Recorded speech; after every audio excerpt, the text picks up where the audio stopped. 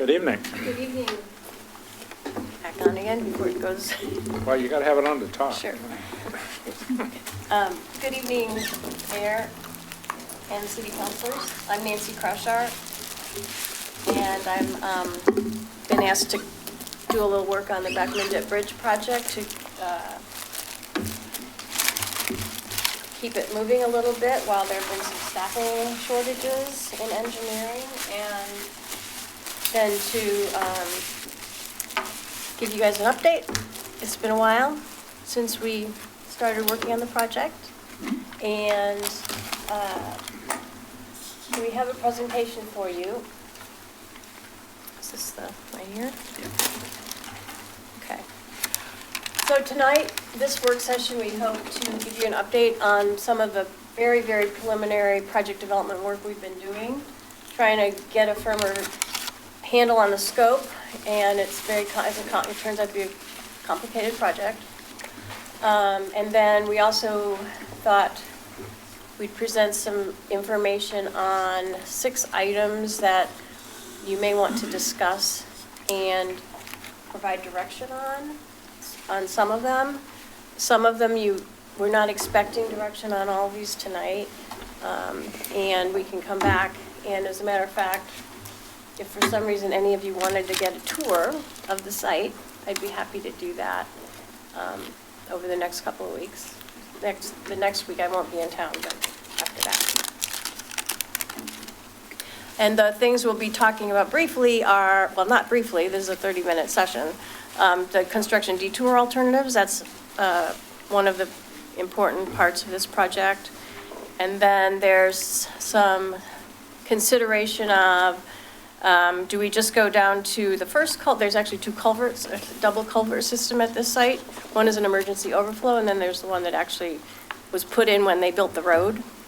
And whether or not we just, as planned, we go down to the first culvert, or if we look at a much deeper excavation, what that would look like for a full channel restoration. Any of these requires some hydrologic study for the city of Wilsonville because we're dealing with Beckman Creek. The full channel restoration I'll talk about it later, but that has more of an impact on the entire reach of the creek downstream to the Willamette River. Also, we'll talk about bridge length, the aesthetics of the bridge, vertical profile, that's how steep it is, and then the cross-section, which is how many lanes, how wide are the bike lanes, sidewalks, etc. So the bridge project was originally conceived in our transportation system plan. I think it's been in the TSP for many, many years. Chris was in there before I even started working here. But the project goals are to upgrade the existing deficiencies of Beckman Road. Primarily, it has a very steep grade, and it has 2 little narrow lanes with a sidewalk on only one side. We have Frog Pond neighborhood growing to our northeast in Wilsonville, and we recognize that we really wanted to make this more of a safer, more comfortable route for all modes as the city grows. So the main thought was to construct a bridge rather than just building the road higher. And with that, then we improve sight distance. There's some sight distance issues at Canyon Creek Road right now. And I mentioned safety and reliability for all modes. And we want to recognize how important this connection is because really Wilsonville only has 3 east-west connections, and this is one of them. So we want this to function very well to serve the community and to serve all the land uses, including the schools that are out in this area. And then another goal is to provide wildlife passage under the road. So we'll get into the culvert system. I'm going to move through these fairly quickly because these are sort of engineering details, but it's important that you know what's there. When they built the road, which was in the 70s, well, it actually started out in the 60s as a Curry Road. It was one of those hairpin turns. Hairpin turns, yeah, absolutely. And then in the 70s, they straightened it out, the county did. And the culvert was probably there long before they straightened it out, but they probably put in a new culvert at the time. And what we know is, we think there's a 66-inch diameter culvert that carries the flows of Beckman Creek under the road. That's a picture on the downstream side on the left, and then upstream on the north side of the road, there's a lot of flow control structure that's been constructed in place, and we'll get into that in more detail, and that's to control flooding and erosion impacts downstream of the road. So what's important about this basin is that in the 1980s, significant, well, about 336 acres of what used to go to the Coffee Lake Creek Basin was diverted over to the Beckman Creek Basin. And when you do that, you really have a big impact on the natural, what the natural stream is comfortable taking, because suddenly you're loading all this more water into it. And then it's also been altered just by urban development. The added acres go all the way up to the Argyle Square. So there's a lot of impervious area up there that's draining to this creek that would have gone to Coffee Lake Creek. So when they did this, they recognized that they were upsetting the natural drainage patterns. So they put in significant infrastructure to, again, control flooding and to try to maintain the overall structural integrity of Beckman Creek down to the Willamette River.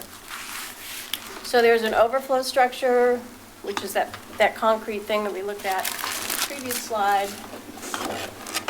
And then there's an upper bench, which you're looking at straight on right there. There's also an inundation easement, which the city purchased from adjoining properties, so they could, when the creek got high, it could just inundate and flood the area behind the road. And then, since then, there are a fair number of wetlands down in this area as well.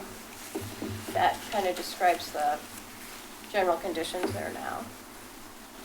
This shows that the upper bench, you can see the road at the top of the right slide, there's the car. And then, so you go down about 20 feet and you get to this upper bench. And that really was put in there as an embankment to hold the flows above it back when we have high, big storms. And then this little culvert on the left was not little, but that's the emergency overflow culvert. And so if the water was ever to get that high, it would go through that culvert. From what I've heard, that doesn't happen. I think it happens rarely. And Councilor Leanne, you may know more about that. No, Yeah. I don't tend to be down there when we're having No. a large check on that culvert. weather event. Swimming. So there's some critical, I apologize, She this kind of answered slide, my it does have flooding, contours on it, but they don't show, and that's okay. I just wanted to show you generally that we've got the road, the low point of the dip is about 176 feet, and then the upstream emergency overflow culvert, which was in this picture on the left, is down at about 154 feet, and then the main culvert, which is at that concrete structure, is down around 138 feet. So there's a lot of embankment, a lot of dirt back there. And that number of feet, that's below the current road surface, or is that a The road a surface topo today is number? 176 feet at the dip. Does that make sense? It's above sea level. Is that a topo Yeah. number? It's a Yeah. sea level. Yeah. Sea level number? That's Right. an elevation. Okay, Yeah, yeah. okay. And then this is just to get you sort of oriented. If I was down, I'm on the north side of the road, probably several hundred feet north of the road, and then I'm looking back up to the road. You can barely see my car on the top of that slope. So you've got the concrete structure, then you've got your upper bench above that, and then you've got the road on top. So when we started this project, it was probably when we started to try to figure out how we're going to pay for it and if urban renewal could pay for it, or part of it. And at that time, they made some assumptions on what kind of bridge we should build. And what they assumed back at the time was to just remove the roadway embankment down to the bench and the emergency overflow culvert. They assumed an 8% vertical grade, which is the maximum you're allowed in our city standards. They assumed 60-foot width, which was 2 travel lanes, bike lanes, and sidewalks, assumed wildlife passage, and a concrete road section. And they also assumed there would be no federal permitting. In other words, we wouldn't be impacting the creek too intensively or wetlands in such a way that they would, there'd be a whole lot more environmental study and Can I work ask to a do. question? So on the, what is the width right now? I'm not remembering top I of my think head. it's about, let's see, 11 foot, 22, it's probably about 30. About 30. So you'd be feet. doubling the width, and so is that not just 2 lanes like it is 2 lanes now, but it's on either side? So would you be 2 lanes on each side? Is that, There would for still be traffic one or- lane in each direction, okay, and then you'd have a bicycle some bicycles facility on either and side, pedestrian and then a place facility. for walking? Yeah. Okay. Mhm. The first engineering report we did was in May 2014. It was just a planning design narrative that it was partially done in working on the Frog Pond project back then. But option A was determined to be the shortest bridge at least cost. And then 2013 dollars, that was $13 million at the time. There was another bridge grade study, which is in your report, that considered a future sanitary sewer line on the bridge, and we determined we don't need to put that pipe on this bridge, so we didn't have to, that was off the table. And then in 2019, actually throughout the year, last year, our engineers worked with OBEC to look at some potential detour routes, because we're starting to think about how are we going to build this thing. It's a very constrained area.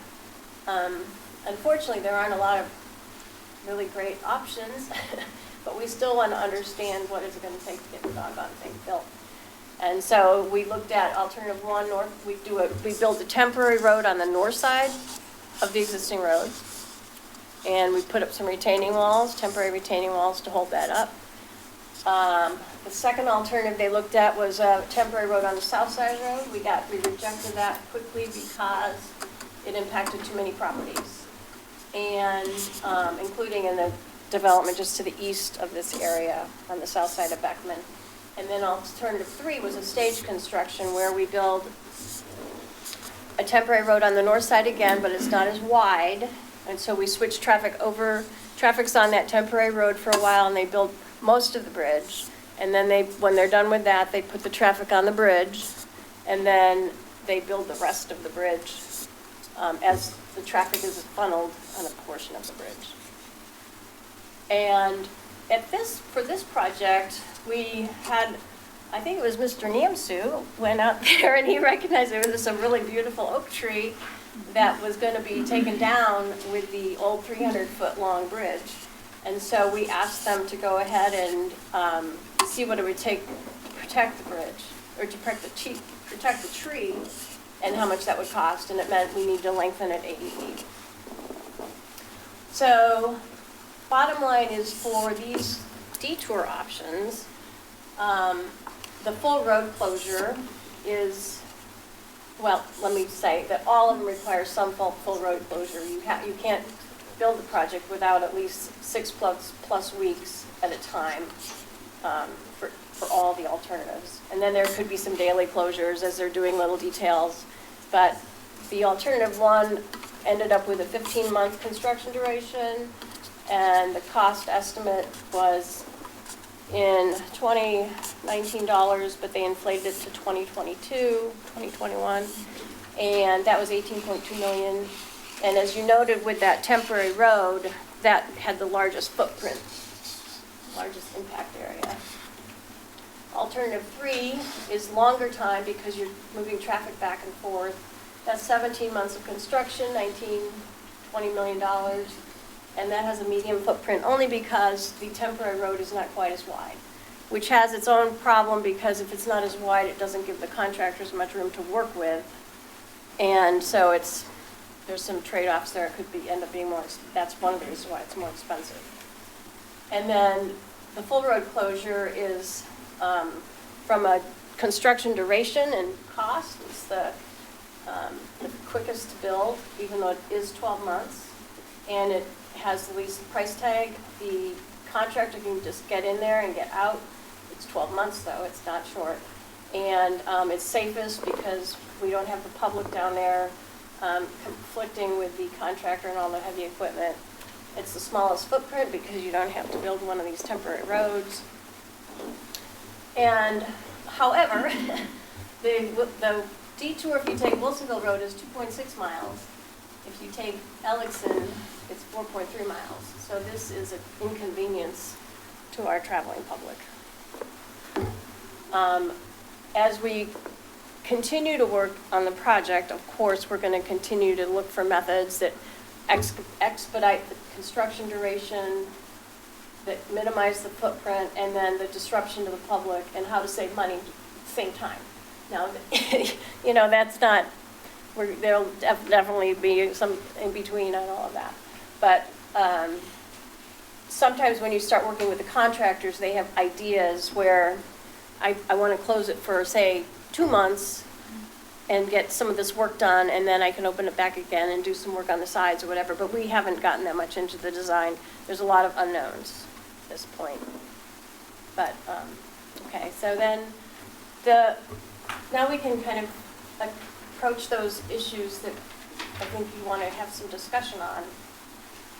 One is on the extent of the embankment removal. We talked about that a little bit earlier, but when, as I mentioned, when they did the initial bridge concept, they assumed that we would remove the embankment down to the upper bench and leave the flow control in place. Just keep everything in terms of the Beckman Creek structure, I guess its integrity in place. It's been there, that infrastructure's been there now for probably 20, 30 years. And it seems to me like there have been a lot of wetlands that have been created. It seems pretty stable. However, there's still a culvert, and a lot of our federal agencies really want to get rid of culverts, so there's free fish passage. So we could just move forward with a full embankment removal, and we got the cost estimate from OBEC on that. It's a range because there's so many unknowns. But it's a big cost, $2 million to $4 million. And with that, it's definitely going to have intensive federal permitting because you're mucking up so much stuff. And that really mandates for us a really comprehensive hydraulic study because we need to make sure we understand the impacts to Beckman Creek. If you take out all the flow control, it might end up being good. It could be great. But it's so important because you've got a lot of properties to the south there. But you got almost 400 acres that shouldn't be going into there, Yeah. on top of everything that naturally occurred, right? Right. So, and that's why those structures are in place, because they wanted to mitigate the impacts of that additional 360 acres. When we get into the project, though, even if we build that temporary road, we're probably going to be impacting some emerging wetlands to build retaining walls for the bridge, for the temporary road, et cetera. So the federal agencies, we don't know how they're going to react to this project, and they very well could just make us pull everything out. We feel like, or at least I feel like, there's some beneficial environmental characteristics out there now, but the feds are going to mandate whatever we do. It's, as I recollect, the schools were doing salmonid studies, a decade ago or more, and were surprised at the number of salmonids in Beckman and how far up in Beckman they were. Yeah. So does that play a role in what we do or what the feds are likely to require us to do to get to open up more salmon habitat? It could. They're right. As you may recall, we did 2 big projects on Beckman closer to the river. And we opened up fish passage down there, and I'm pretty certain that they're making their way up. I got a little information from a website about the fish that have been identified in Beckman Creek. There's a fair amount of information on it. And we know there's some resident cutthroat that are above the road. We also think there's some migrating fish that get past the culvert. So that would be part of our study, is to understand better how many fish are out there, what are the benefits of, do we need to make it better for them or not? Oh, yeah. Is it, so these improvements would the bridge and this construction, it would improve the habitat for wildlife there in general overall? So we're talking about these fish could potentially have better spawning areas, we would be improving environmental, the stream environmentally for, am I right, am I hearing salmon and other things like that more than it already is? It could, yes. For sure, we get just wildlife passage Yeah. if we don't have to do anything else. And there are, like I mentioned, there are fish out there today. And so I'm not sure how much benefit we'll get. It depends on what we end up needing to do. And that depends on the federal requirements and how much of an impact we're making on the existing conditions and how we can improve them. So that's a big question. It's a Yeah, big question. That's a big question. Very big question. Well, I would just say, anytime you change habitat, you improve conditions for some species and decrease conditions for other species. So it's a question of whether, especially whether the federal government would, or state government would like to restore it closer to historical accuracy, what it was before we made those changes in the 70s and 80s, which changed it from a salmonid-friendly stream to more of a wetland, frog-friendly stream. So, so you're weighing one species and another, but you're also trying to perhaps, I'm presuming, the higher levels would be more like to return it to its historical function for the salmonids especially. Right, the fish are a big deal. And then the caution there is to make sure that those 360 acres of flow are managed in a way that, Works for them. yeah, to maintain the integrity of Beckman Creek. And then, I'm assuming too, all of this could and would probably be affecting the structure of the bridge. I mean, you just showed us Yeah. the picture of how Right. much dirt is in there, Yeah, right? right. So if that all comes out, would that change the plans and the cost significantly Yes. for the bridge, or how they might Yes. be able to construct it? Depending on what kind of detour we do, cost the range, you saw just the range in those three little options we had up there. And then if we end up having to dig out more, then your columns, your supports get much taller, and the retaining walls get taller on the ends, and it could be, that means the footings get bigger, and that means Oh, then more you money. displace too, but I mean, if the footings get bigger, would that displace more of the landscape at the bottom of Right, it all and- too, right? So yeah. it's kind of this hard balance between, Right. And then you'd do all kinds of mitigation that would take years to grow and make better for all the environment. Yeah. Yeah, but that's the way it Because works. part of the consideration is we've built up upstream of the culvert. A lot of silt has collected over these many decades. And if we remove this culvert and make it more of a free-flowing stream, what happens to all that silt?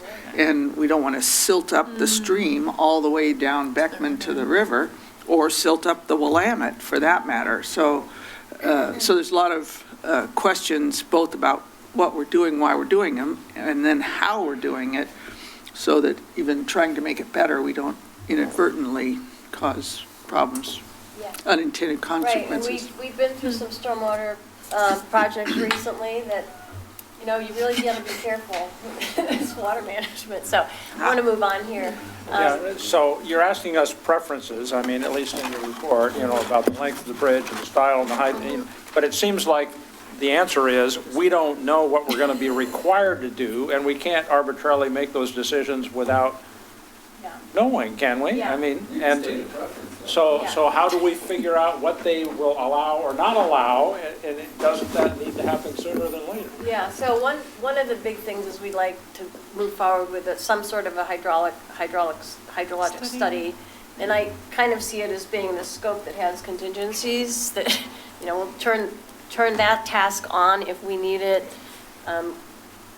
Where do we start? Do we do an entire deep analysis modeling study to start with, or do we start with looking at pieces? And that's something the engineering division just really needs to work on and work with the consultants on what makes sense here. There's so many, what are the benefits of doing any of this, and then what are the costs related to that, and what can the city Afford to do. Yeah. tolerate, right? Absolutely. Yeah. So some of the questions we have following this is the part that's just so, I wish it was clearer. I really wish we had answers. And the more we've talked about it, it just becomes less and less clear. So we're just letting you know, we're kind of just letting you know what we know, what we don't know a lot. But we would like to get a project added to the stormwater capital improvement list so we can start spending money on the project. And get Councilor some- Linville has a question.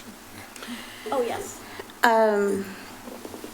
Would the hydrologic study that you're talking about, the cursory one, include the seismic, the liquefaction issues?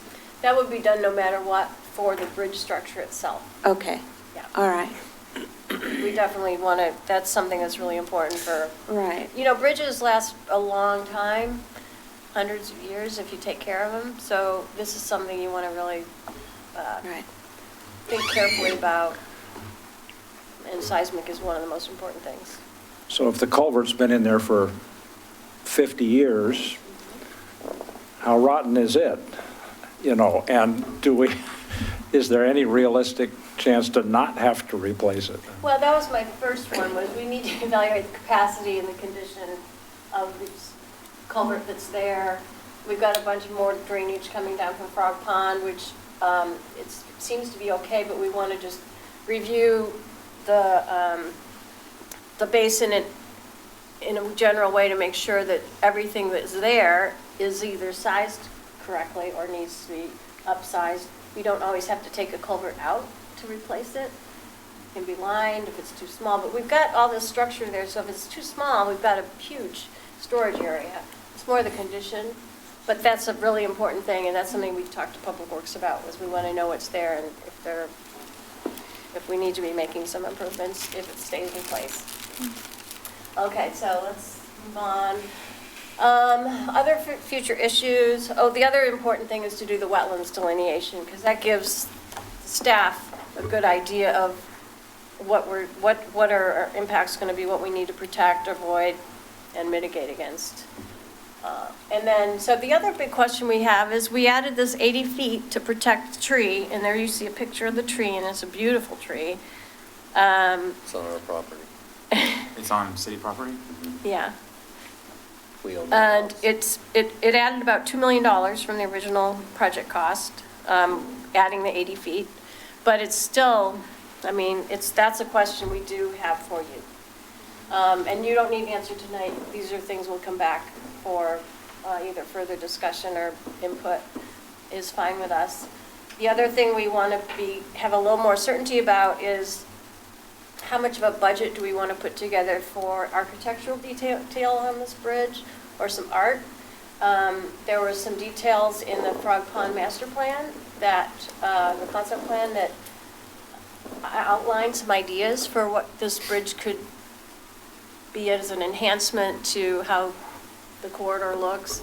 And so we wanted to get we don't want to bring that up at the last minute, and we want to make sure we're remembering it to begin with, because sometimes you get into design and those important details get forgotten. And then, right now, it's designed for about an 8% slope. That is pretty steep, and I gave you, is that, oh, there they are.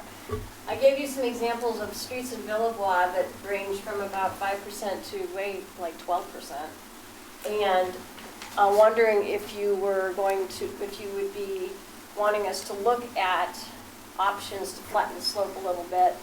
An 8% slope for that length gets to be a little difficult for kids on bikes, people that need, help walking, and certainly anybody in a wheelchair. And then, just even pushing a stroller up a steep hill. We're just trying to think about the entire public and all people, and is this something, the bridge is going to be here for a long time. So whether or not you'd want us to look at options to flatten the slope, and that would add cost, because you're going higher, your structural members are going to get a little bigger. We have a 30% contingency in the cost estimates right now. Some of this stuff would be covered by that, but we want to make sure we're really clear that there's all kinds of things that could impact the cost of the project, and what are you most interested in? If you do the 80-foot extension, does that automatically change the grade? No, but I think it gives us, what they didn't look at was what does that mean for flattening it? But it is about the right length if you wanted to flatten it out. So there is a sort of a similarity there between, adding the length helps us flatten it out a little bit. Is it just way more expensive to just go straight across the dip and not, am I understanding it correctly? Because so you're just driving down Beckman, you would slant down a little bit, get onto a bridge, and then ramp back up off the bridge onto where Canyon Creek is right there? Mm-hmm. Is it just a lot more expensive than it already is just to go straight across? It adds costs, yeah. It adds cost. Yeah. It's a longer bridge. Is that 20, so we're 18, 20 million is the numbers I saw. Does that include the 80-foot, the numbers you gave us, the 80-foot extension, or is that on top of Yeah, the numbers we gave you it? today included the 80 feet. Okay. And then is there any options, I know that we've talked about a bridge for a long time, but is there any options where that road is still viable that makes it a much more affordable but still safe or usable option? Or is our only option here to spend $20 million on a bridge across the dip? Well, you could widen the bridge and then just construct more embankment or big retaining walls down. And we have not costed that out, but you wouldn't get wildlife passage. You probably have some you for sure have some environmental impacts by widening it out and just dumping down. And then if you go on the south side, like we talked about, there are properties in there that will be impacted of some homes that are already there. So would we just widen it to the north? It's a good question. I don't know if it would be a $20 million project, but it'd probably be very similar. Do we have safety issues right now? Are there a lot of accidents happening there? Do we have a history of are we anticipating it being one it sounds like, or do we have a history of it being a safety issue currently? I don't know about accidents. I think it's definitely an impediment to people that are walking and biking through the area, and it's very narrow. It doesn't meet our road standards at all. And if you're gonna add another, how many homes in Frog Pond, east and south? It's just, you got an existing deficiency there, so you're gonna exacerbate it. The more traffic you put on it, the more pedestrians you put on it. We're building a school out there. You're going to build a school, we and need to you've make got it safe. site issues and kids, low-down kids on bikes, all around that school potentially, and vehicles not being able to see up over the crest is a That's the pretty big thing. significant issue in my book. The buses already don't like it, the school buses or the car And then buses. how far do the bike lanes go? Because Beckman's a really long street, so would they connect even to Villebois and you could bike over all the way up to? Yeah, I think the only gap for official bike lanes is on the bridge over I-5 at Okay. that point. And there's a shoulder there that, Yeah, okay. yeah. Okay, then the other thing is the cross-section. Right now it's at 60 feet. It's probably about right size, but Zach and I talked about a 6-foot bike lane on the street. That's not great, especially with the hilly conditions, especially with the safe routes to schools. So would we have some flexibility there to look at, to continue to refine how wide the lanes are, et cetera, to just make sure we're achieving the best outcome for all of the modes. And then that's the end of what we wanted to present tonight. In either a couple of meetings from now, or it's on the calendar, we've been looking at alternative project delivery methods for this project, and been doing a fair amount of research on that, and we'll come back to you with that in a future work session.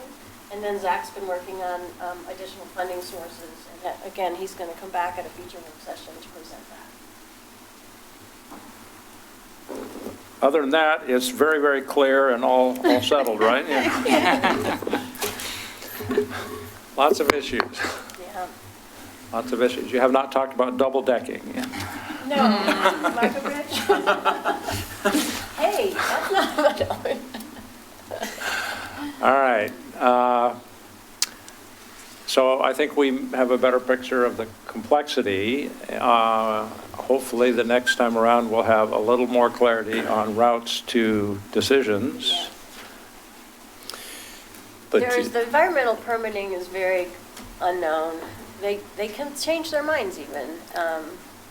Who is they? Is that the Oh, Army, okay. is that the Yes. Army Corps of Army Corps. Engineers? Yeah, And okay. EPA. DSL. DSL. It's a joint, it's a joint permit. And ODFW. Okay. Oregon Department of Fish and Wildlife. They're very interested in our creek, and we are too. But you are asking for concurrence to start on the hydrology now, correct? Yes. Okay. And which means we come back with a resolution. adding Supplemental budget. capital- Well, that and mostly just formally getting it in the capital improvement project list so that we can start spending SDCs and rates on it. Okay. It's not on any list right now. It's not in our stormwater. Yeah. Okay. And nothing moves forward without that Yeah, study. and it was, And- it was included in the big list, but remember we cut that back a little bit when we did the big stormwater rate, the stormwater rate increase to take care of Charbonneau. Phased in. Yeah, Yeah. and so it's down below, it's to be considered at a future date, and we could just move it up. Elevate, okay. And we need to amend our master plan. So what's the timeline for bringing that back? I think we just need a resolution, Barbara, you could confirm, but just to add a project, we're not changing any rates or fee structures or SDCs, it's just by resolution. So we don't have to notify the home And builders? actually, I think do all Zach had a that? couple other Okay. projects. Yeah, he we wanted had to add. one other project. We could need bring to- that back fairly quickly. Okay. So those are the next steps? Seems like we ought to start on those steps then, doesn't it? Yes. Okay, Okay, and any other questions? probably lots, but not that we can Not a do lot of, right now. not a lot of answers. Yeah. And more looming than we have. Right, oh, and then, just to reiterate too, that we did do a traffic study, I didn't really mention it here, it was in the report. But for any of the alternatives, when we're closing Beckman Road, even if it's for short periods of time, we would be working with the county to ask them and get their permission to put in a temporary signal at the Alex and 65th Stafford Road intersection, because that's not good So, today.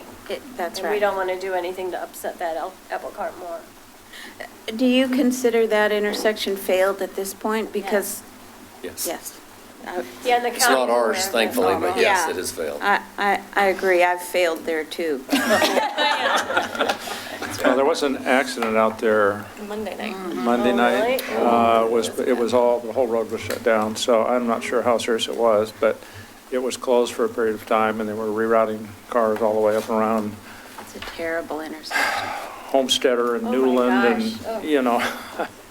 And those So- are so narrow. So the only question in my mind is, if we're talking about spending major money to do a temporary signal, is there some partnership with the county to not make that just a throwaway investment, you know? I think that's a really good idea.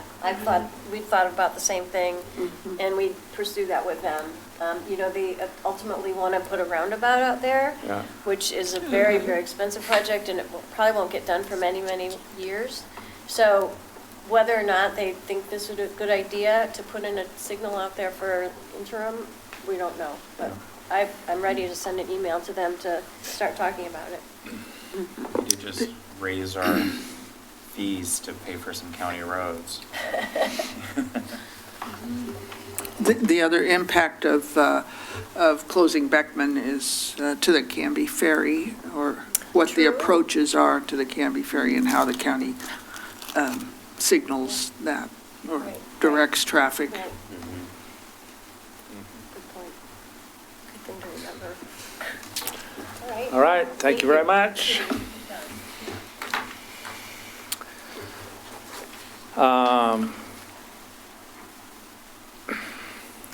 I guess we go ahead then with the fifth Kinsman eminent domain resolution. Zach, since you're here. All right.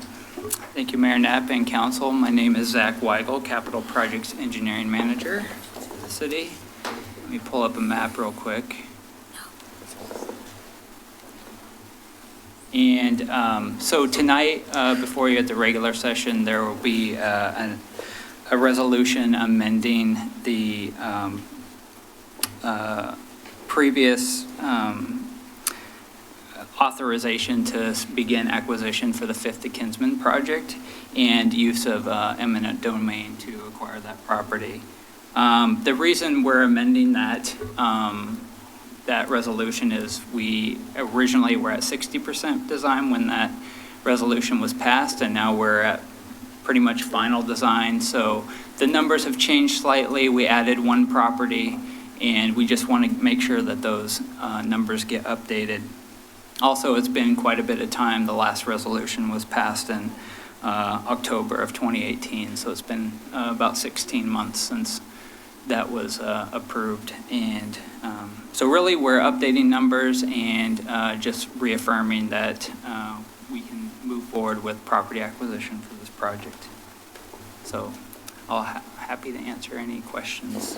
So council, any questions on where we're at or what's going on? There's a whole bunch of legal descriptions in there. I couldn't count them, what, 25 or 40 or something? I don't know. Yeah. Just 140 pages. Yeah. It was interesting looking in the packet and going through all of those, and my mind was saying, when do we get to the place where we get to see the whole picture? Yeah. Because they were little parcel here and a Right. little parcel here, and so I was pleased to see this at the end. It would have been nice to see it at the beginning. Question, Councilor Ackerwell? Maybe a quick question. In our packet, you presented in where some of the adjustments have been made in Right. bold, so we can spot them. Right. And I noticed that several of them were for easement temporary, -temporary. Right. So is that, area then that is needed during the construction work, and then at the end of everything, then It gets kind of restored. released back? Okay. Yeah. Okay. Yeah, most of them are for temporary access points, some of the properties will need to access through, we'll need a wider access so they can get by the construction at certain points. So that easement is a temporary easement where they're using that area, and then once the construction is complete, that goes away because they have their new driveway installed, so, I see. yeah. Okay. Yep. Anybody else? Well, that was easy. right. Welcome back. Glad to see you. Yes, thank you. Let's jump to the Korean War Memorial Interpretive Center Agreement, if we could.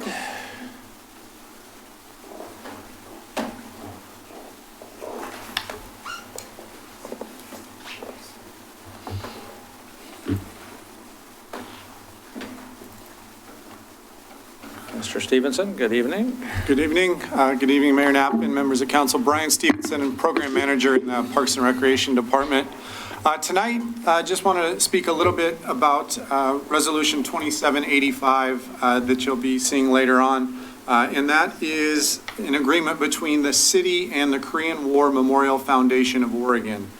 And the city and the Korean War Memorial Foundation of Oregon and the Korean War veterans have had a long-standing relationship. Town Center Park is home to our Korean War Memorial, where we do host a number of events throughout the year, Korean War Remembrance Ceremony.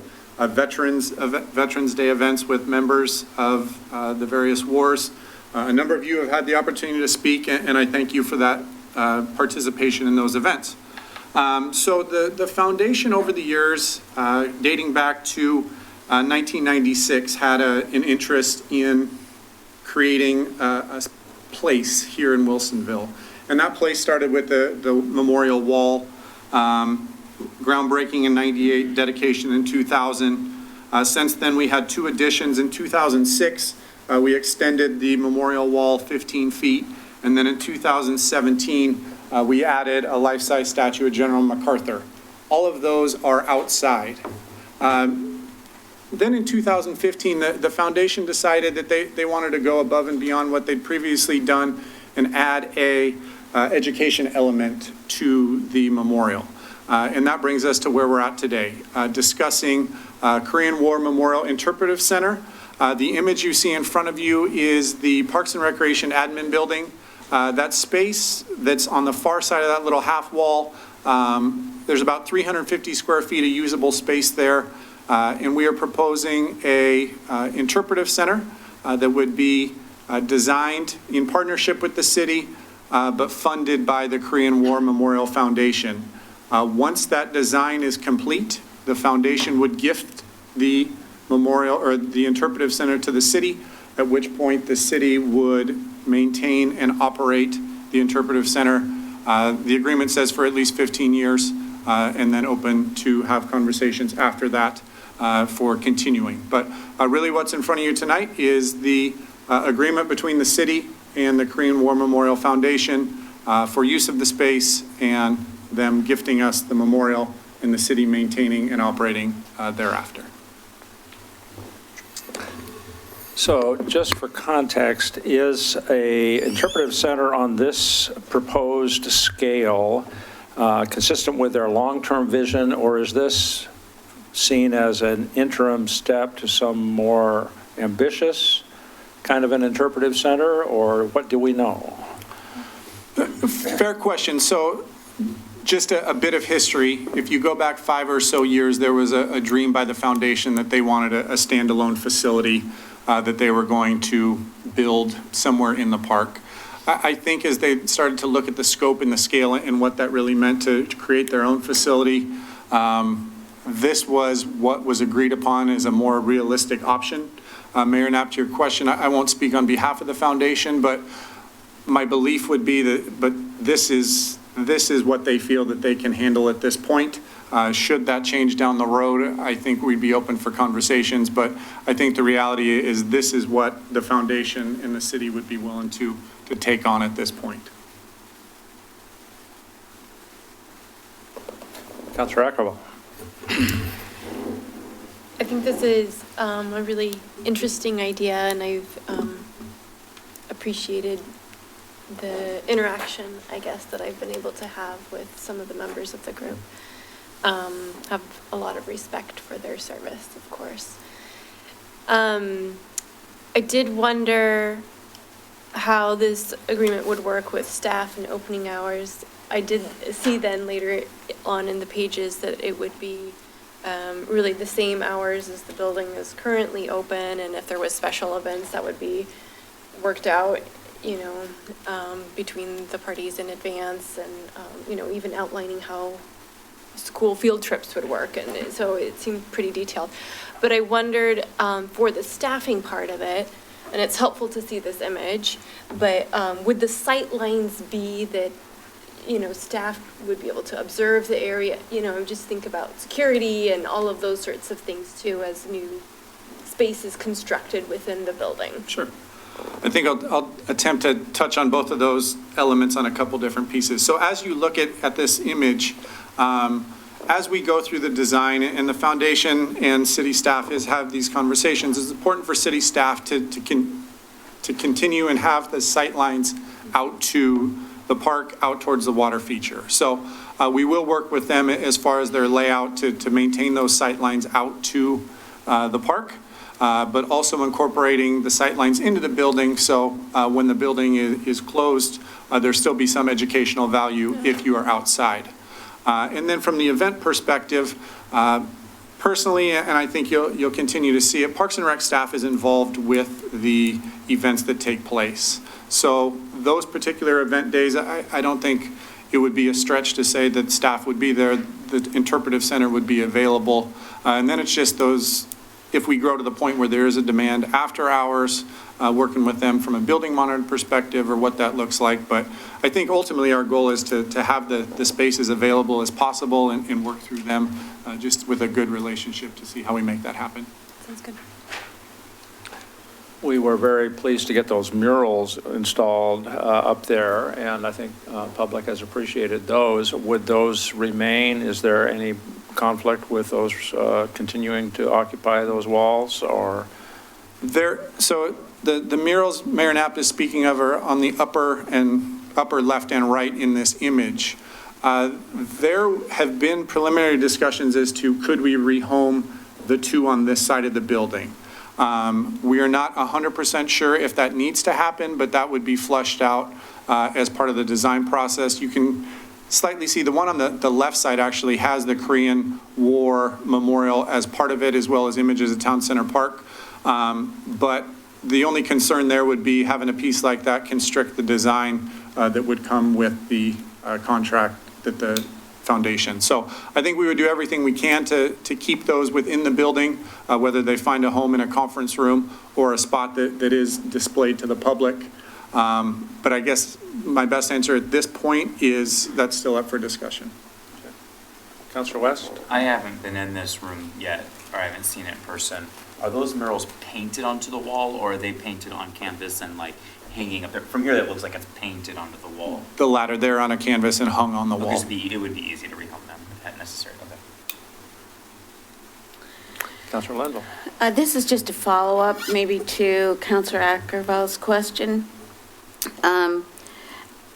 After it's gifted back to the city, is there an expectation that there would need to be staffing available to assist the public in whatever educational processes or their own interaction with the interpretive center? So the expectation would be that when this interpretive center is designed, that all the elements would be self-service. So I don't think we're naive to say that there won't have to be some staff interaction, even just as general from a customer service perspective. But as this interpretive center is designed, the premise would be that all the features are self-serving, they're interactive, but able to be handled without a staff member's assistance. Okay, thank you. I have been down there to that area. It doesn't sound like much when you said that it's 300 and some square feet, but it's a fairly sizable area that right now is not being used for any other purposes. And of course, my concern always is what do we do when we have space? Do we kind of give our space away? And I'm assuming that the Parks and Rec Department has assessed that for themselves and determined that that space is really not required for the purposes of the staff and for doing the business of our Parks and Rec Department. At this time, that particular space is not something that we see a need for from a programming perspective. And from a workspace, at the current and our foreseeable future, we do have enough workspaces for Parks and Rec staff. Great. We have held receptions in there, sometimes for foreign visitors. Correct. And for Santa. And, other important things. So somehow we would find space for those kinds of things otherwise. Most definitely. And so we do host field trips. You saw field trips mentioned in the packet this evening. We host a handful of field trips each year. That's where the students sit. I think to have actually something nicer than an empty room would better their field trip. And then, I think Santa's a pretty creative guy, so we'll find a spot for him for the tree lighting. Okay, other questions? We'll be very interested to see how this might move forward then. Perfect. Thank you. Appreciate it. One other item then, on the bus purchases, Mr. Symington, is he in the Back there somewhere.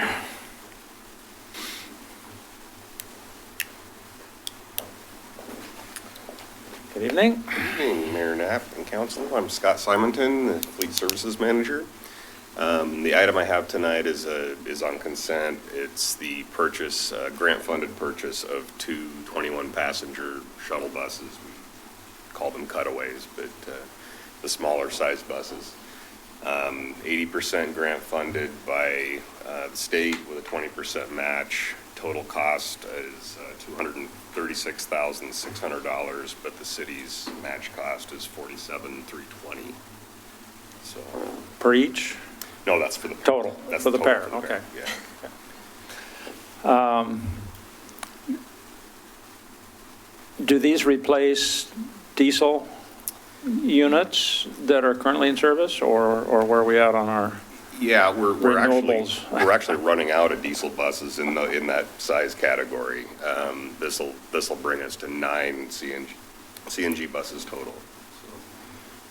There are two, one's a 2005, the other's a 2010 diesel. One's actually already out of service, but hasn't been disposed of yet. And do you want to describe the bidding process? There was some discussion about not all the bids were responsive to the proposal that we put out. Right. Request we put out. Yeah, we proposed, we asked for a 21-passenger vehicle, and of the three bids, the bids were very close. The total spread between the three bids was around $1,200 per bus. One bid a 14-passenger vehicle, another bid a 19-passenger vehicle. The only one that met our requirement was actually the highest of the three bids, but again, they Not were. by a lot. Yeah, not by much. Yeah. Okay. Questions? Anything else? Counselor Eckelbo. I think we just have to pause on two buses for 47,000. I'm understanding that correctly, because it's been a while since I've bought a car, but I mean, I don't know how much does a camera cost, right? I mean, for two of them. So this is something to celebrate. That's incredible. Yeah, getting the grants really matters. So. And grants two manager works buses, very hard yeah. on Yeah. Getting the grants really matter. Or less than the cost of a car. Right? Yeah, exactly. All right, thanks very much. All right. Appreciate it. And I thought we had my city attorney here. Well, She was. She's got a we delayed the item of discussion when she wasn't here right after. Filler? Okay, all right, filler material. Okay, so this is a follow-up to some conversations we've had recently in a work session. One of which is the term limits for boards and commissions. So I had Kim pull all of the resolutions enabling all of our boards and commissions, and you have a synopsis of how term limits works for each one of those. Not expecting any action tonight, but you might want to think about how you want to maybe take that language and make it consistent. That might be one approach that we could take. And then I believe Councilor Lehan asked about tickets, so there's just some basic information about how we handle that for elected officials, so. That's the only language we have on it, is what I guess I'm trying to So communicate. anything beyond that, we'd need to create. Yeah, if you wanted to make something different, we could amend the council protocol manual and put any language in there you want.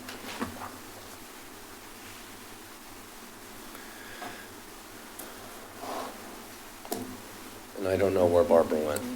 So the tickets, that Yes. means, you know, as I was expecting, that a counselor could go to any community event. Yeah, it says we would provide 2 tickets to any Yeah, city-sponsored This says city, the city event means city-sponsored event, not separate public Yeah, but service it's got some organizations, right? Community-related. Community-related, it's got some catch-all language in there. So is that like county, statewide, or event? That would be City-related, if you were like a. LOC, yeah. like event, Yeah, or, yeah. yeah. But also the Lions Club or Yep, the Rotary, Shriners. yeah. Rotary or Any of any of those. them. So it doesn't address whether the city would buy a No. table. Tables, yeah. Or anything like that, but any counselor who wanted to attend. Could. And I think in the past, it's probably been the case that council has attended that event pretty heavily, This, the Rotary. the Heart of Gold one. Yeah. I'm just guessing, like I said, it was in place before I got here, so maybe not. So we've heard. Yeah. So maybe just think about it if you want. Yeah, so we need to probably think about it and have some discussion, you know, as to whether we wish to have a more explicit policy, I guess. Yeah. Well, and that would cover a lot of community organizations. Right, right. If the PTA's having a fundraiser and a counselor wants to go, Yeah, then we should cover them on that. yes. Yeah. And in my perception, consistency would be one of the goals if we were to do it. So it would not be, well, this organization, we do this, and that Yeah, this one we organization, we do don't. something else, and we, you know, so that there could be some expectation about how. I'm ready to take direction whichever way you want to Community go. nonprofits. Well, so when are we going to talk about it? Do we want to have?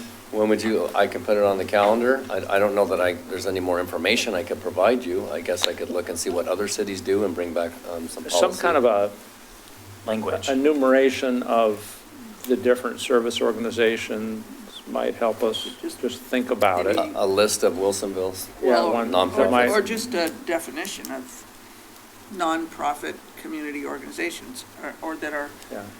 I mean, It can obviously. be broad, yeah. Well, That was more sort of the second step. I'm going to figure out who they are. Okay, well, what kind of definition would sort of cover that range Okay.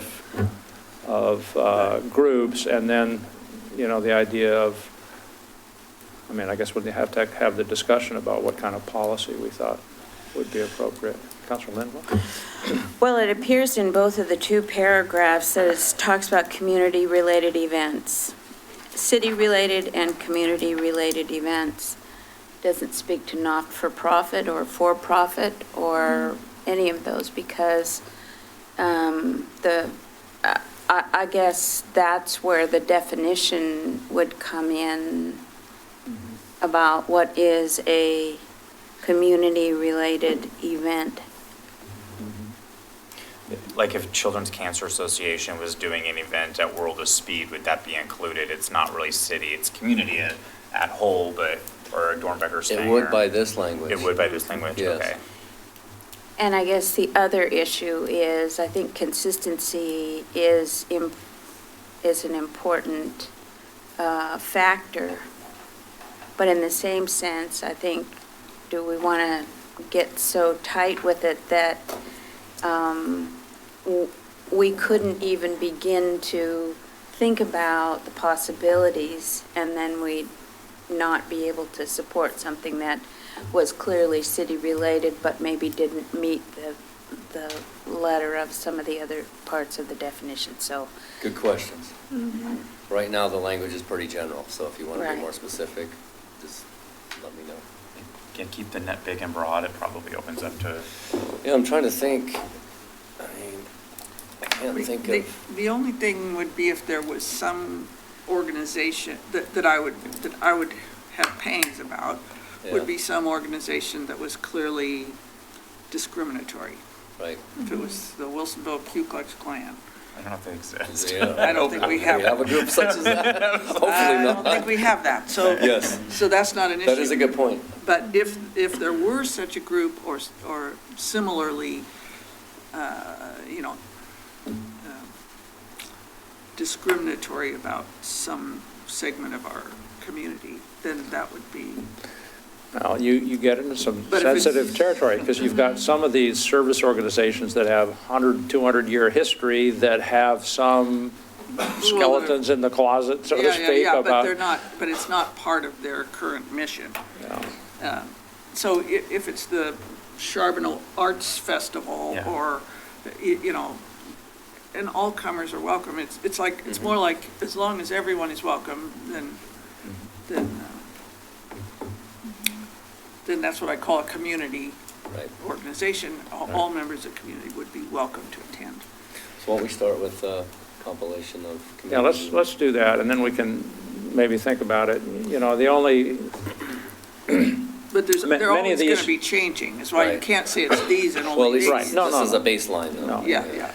so we might get a certain event, you know, you might have one counselor felt like they needed to attend, you know, you might have another event, it might be all of us want to attend, attend, in which case right. it might be more cost-effective to actually buy a table than it would be to buy, I mean, And I'm so, just guessing that that's how this kind of, so we sort of need to be able Right. to accommodate whatever makes the most sense, you know. and I can have, But that doesn't necessarily mean that we always buy a table, you know, if we don't have a. When counselors sitting at a table alone. Yeah. and I can have Kim poll other cities to see what, if they Yeah. have language on events and city councilors. So we've also then had economic development groups for which we have talked about buying a table. And so does that fall under this, or does that fall under some other rule, and how would we define that? This Well, language, they're usually nonprofit also, it's not like most they're. of them are. I mean, but if it's got a city connection in any way, then it would be allowed under this language. Yeah. This language is broad for a reason. If you want to make it more specific, we can do that. In the ECDev, we have, you know, like invited certain businesses to help get them more involved with government and, you know, some of these other organizations, so that's sort of a gray area. I just have one other comment, and that is, in the first paragraph, it talks about when attendance to an event is by ticket, 2 tickets, each council member will be made available for events hosted by the city. And then down below, it talks about members and their spouses. So does that preclude people who don't have a spouse from getting 2 tickets? A +1. I wouldn't read it, I wouldn't read it as Let's being look around, see that way. Who does not have a spouse? Yeah, Is that not modern enough for you? no, it's not modern. We can amend it. +1. +1. +1. I have a Domestic partners, whatever. Well, and it might not be. It might be that Might be a a friend, person would you know? take a friend or take a child, Yeah, you just you don't know, want to take go one alone, of their yeah. children. So, and I'm not talking about trying to differentiate between, you know, what people's cohabiting situations are. The question really becomes, do we give 2 tickets to people who have a spouse and only 1 ticket to people who do Yeah, yeah, not that's have a spouse? problematic, yeah. That's the real question. It isn't the issue of what we call the partner. It's really the equity issue of Yeah. council members, so. All right, so several little issues Fair for enough, staff to Counselor. work on clarifying, to come back. And I guess it seems like we'll need to have it on work session at some point to sort of go through the Or the Quick question. information. Speaking of tickets, we have the retreat. Heart and Gold right here. the council Yes. retreat. Is this a +1 event, or is this a counselor only? That would ticket fall event? under the +1 event. Okay. So we need to let you know if it's, You like just if need Paul, to- if I'm bringing Paul with me or something. Yeah. Okay. Well, that's why it We only becomes have 8 issue of- seats. Since it's not on here, I'd be like, we might as well ask Is right it, here. do you get 2 tickets, or do you need 1 ticket or 2 tickets? Is probably Well, the question. Even though I'm probably violating my out-of-date language, we'd probably give you 2 tickets, Counselor. Well, I'm not worried about it, because Okay. I'm going by myself, but, Okay. Fair enough. but it's an equity issue, so. Yes, I get it. Okay. Anything else on that? Thank you, Mr. Cosgrove. We'll think about that. Ms. Jacobson, did you want to talk about protocol on the term limits thing, since we will actually have to do it downstairs? And I thought maybe I'd do it down there, but that's what I was looking at. Well, since we were talking about agenda, and that was unclear, I guess. All right, so we're going to change the protocol. I'm going to recommend that we change the protocol a bit on our term limits item. This afternoon, I had several conversations back and forth with the attorney for the petitioners, and they were concerned about some of the language in the resolutions. So we also conferred with the Secretary of State, and bottom line, without going through all of the details, is that the most logical solution seems to be that the matter is going to go on the ballot. I don't think there's any dispute about that, and so the time is probably better spent. We don't have to do a resolution, we can just forward it on. So we don't have to do a resolution adopting it or rejecting it. We can just agree that its signatures are there, forwarded on to the county elections office. That's direction that you can give to I and city manager. And then the time can be spent focused on your discussion about the ballot measure as presented and whether or not you would like to do a competing ballot measure, because recall you have a very short period of time to do that. It's 30 days from the date you were advised of it, and that would have been the council meeting before last. That was the 20, a little bit late because of the holiday, Kim. The last council meeting?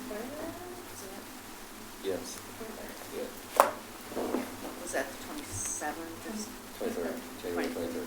So you have 30 days from then if you would like to come up. And so this is really your only opportunity as a group to talk about any comments you would like to make on the content of the current ballot measure and whether you would prefer to have a competing measure that says something different that would go on the same. So that's how I would propose amending the agenda, is just to have a discussion about the ballot measure itself and your option on a competing ballot measure. You don't need to do the resolutions. And then there is the explanatory statement, neutral explanatory statement, and if you would like that to be submitted, then we need a resolution saying that that's required. So we have to do the ordinance in order to do No, I'm that. sorry, the ordinance that's in the packet. So that one doesn't change. The other thing I would mention quickly is, again, the attorney for the petitioners had some concerns about the explanatory statement as written. We went over them, and the concerns that he had, I felt like they were not anything that I would object to changing. So in one place, I removed the word retroactive and just clarified what part of the ballot measure. It's basically the ordinance, or the charter amendment itself is not retroactive. It happens when it happens. But the retroactivity applies to all of you in that the ballot measure, if passed, impacts all of your abilities in what you can do in the future, and the amount of time you can spend on council. So you've revised the language from what's in our packet? Yes, it's just two little places. All right, so are there copies available to us of that revised language if we're going to? It's downstairs on the, okay. So, I don't think you'll have an issue with it, but let me know if you do. It's really clarification to make it, it's very factual. Councilor Linville? so my question is, has the agenda been amended to reflect that change? Or do we need to, when we accept the agenda, do we need to make a motion to remove those resolutions and just have a discussion item? No, if you adopt it, you would just adopt it as amended. You would need a motion and a second to amend it, and then you would have to vote on whether you would accept the amended version. But that's not her question. That explanation causes me more confusion than I thought I had. Well, are you talking about the one that you have in your packet isn't like the one that she's amended, right?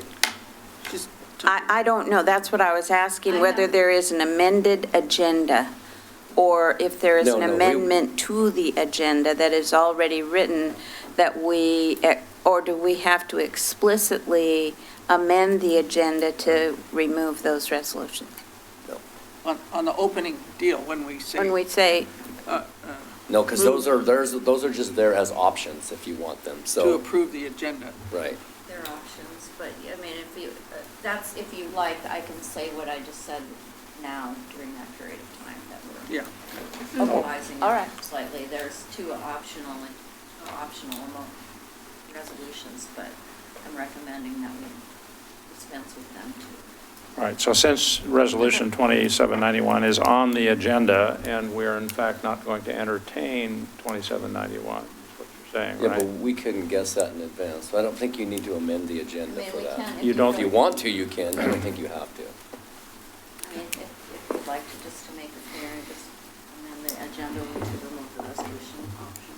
That's what I was asking. Right, we had to put it on there in the event that you wanted to avail yourself of that option, but if you're not going to, you don't need to amend the agenda.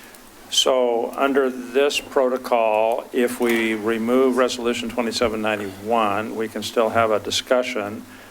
Ordinance number 840 is still on there, which Well, statutorily would authorize the filing of a explanatory statement, but neither of those actually is an action for the council to decide they want to file an yeah, explanatory statement. so maybe it would be best to amend the agenda to have a public hearing on the proposed ballot measure and potential competing ballot measure. A Because that public is hearing?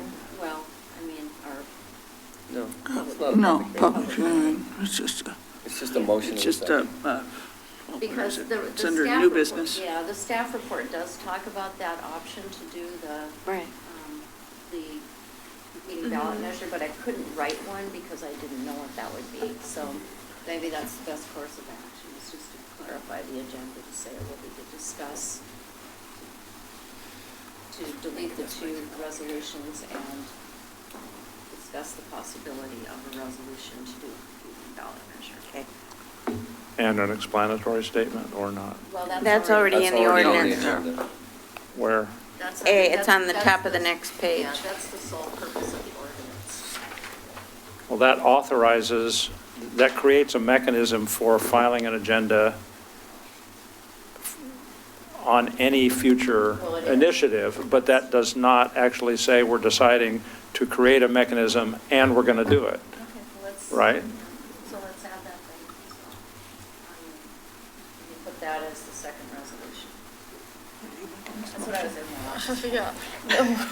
I'm confused now. I am as well. Aren't we just, No. aren't we just acknowledging and moving the petition on forward, and then we just have for the statement, we just say, yeah, we're gonna do a statement and vote on that, and we're good? Then it's simple. So your new business can be discussion, the term limit resolution, and an explanatory statement, and discussion of whether or not to offer a competing ballot measure. But do we not have to vote on whether we would offer a competing, I mean, Yes, you do. so it's not just as simple as moving it on. We have to discuss and decide whether there would be a competing a resolution to offer a competing measure, and vote on that, and then deal with. But then when you go to 840, you're going to have two votes. You're going to have to agree to create the mechanism, which is what 840 does, and then you're going to have to decide whether or not you want to use the mechanism. Well, the mechanism for 840, well, yes, that's, you could, if you create the mechanism under 840, you have to use it, then you use it on all initiatives. It has to be on all. What do you mean? It has to be. What the statute requires is that you have an ordinance that requires you to write an explanatory statement. That requires you? It's no longer optional on any future unknown? As long as the ordinance exists, yes. Why would you not want to write an explanatory statement? I don't know. That's the way the ORA reads, so that's the way it's going to be. I don't understand the people doing this now, so. So you're going to want to vote on that, but if you want to discuss the new business, it would be discussion of the term limit ballot measure and whether or not you want to offer a competing ballot measure. And do you want to do an explanatory, well, you have to do an explanatory statement against that. So I'm just wondering if a motion needs to be made to amend and if one of us need to make that motion to amend the agenda, and how that is done. I mean, do we amend the agenda to remove options 1 and 2 from resolution number 2791 and substitute a discussion about whether we would have, so it might still be resolution number 2791, but it would be adding a third option. Is that correct? Yeah, and if you look at the staff report that Right, right, It right. contemplates the potential for that. Right, I'm just wondering about how the motion should be made so that, So we could, The agenda motion. yes, the agenda motion. I don't No, understand. we're making this super It's complicated. overly Can I just tell you, complicated. it's all in the agenda. We don't need to do anything else. If you don't take action on something, it just doesn't happen. We've advertised it for the worst-case scenario. So when you get down there, you will have all those items on the menu that you can order from. If you decide you don't want dessert, you just don't have to order dessert. I think other than that, it's all on there. And the way you've written this ordinance, we have to write an explanatory statement, so that's already done. The only thing that wouldn't be on here, and it's contemplated in the staff report, however, is if you do want to have a deed ballot measure. So we could amend, If you're going to do anything, you could amend the agenda if you're going to do that. Otherwise, if you're not going to do it, then I wouldn't bother. So so I think. you can't decide that right now, that's the whole point. Right. So you think we could accept the agenda without modification and still do everything we need to do? I do. Okay? That makes sense. And you can add it under new business if there's a motion and a second for, because it's contemplated in the staff report, if there's a motion and a second to forward a competing ballot measure, you can do it at that time. Between now and then, I can write something up if you want to do that. Yes, please do. I'll go do it later. Can we clarify for the future whether this private attorney knows more than the state Secretary of State's office or not? One of the issues is you get these things coming up at the 11th hour, and the heart of the matter is not what happens here tonight. The heart of the matter is what happens at the poll, and so you don't want to get hung up on a procedural issue if you don't have to. You don't want to get into battles over things you don't need to battle. So that was just my thought in terms of just trying to keep things clean and moving and get through it. Okay. All right, any other questions? If not, let's adjourn at 6:41, and we will be downstairs at 7. Thank you. 15 minutes.